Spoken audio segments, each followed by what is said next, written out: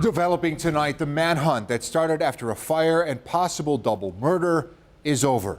17-year-old William Larson was taken into custody this afternoon.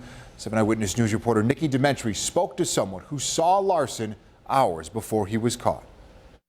About 4:30, two troopers hit the corner and they were going up the road about 90 miles an hour. And I thought right then, it's like, yeah, they got him. It was based in the same general area where he was observed earlier this morning on Barber Road. William Larson Jr. was taken into custody without incident just minutes from his home on Courtney Hollow Road, ending an hours-long manhunt. They were the troopers trying to catch little Billy Larson for apparently what he had done. The 17-year-old wanted for questioning after two bodies were found in his burning home early Thursday morning. The two unidentified bodies, according to investigators, are not believed to have died in the fire. It's just weird that it's right up the road there.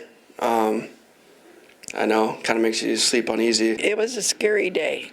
Very scary. Investigators say Larson was on scene as firefighters battled the flames, but then took off. That's when police started scouring the heavily wooded area as neighbors were asked to shelter in place and several schools were canceled for the day. We stayed in the house, locked the doors, turned off the lights, and just kept watching out the window. Jim DeArmit says he went to tell a friend at a hunting camp at the end of Barber Road the situation. After briefly parting ways, the two met up again, his friend telling him he just called 911 after speaking with Larson. He tried to stop him, and he said, "I know what you did.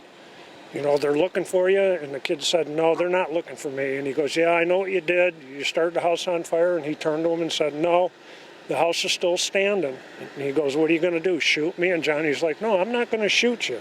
And he just walked away and walked into the woods. DeArmit says Larson was gone by the time troopers arrived. He had no weapons with him.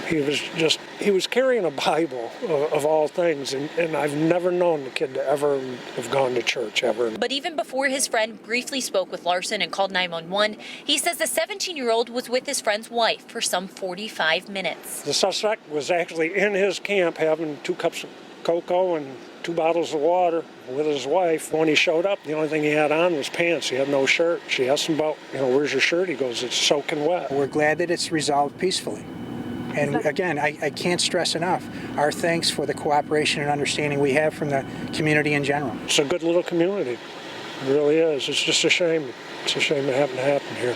At this point, no charges have been brought against Larson. Autopsies are set to be done in Monroe County. In Allegany County, Nikki Dementri, 7 Eyewitness News.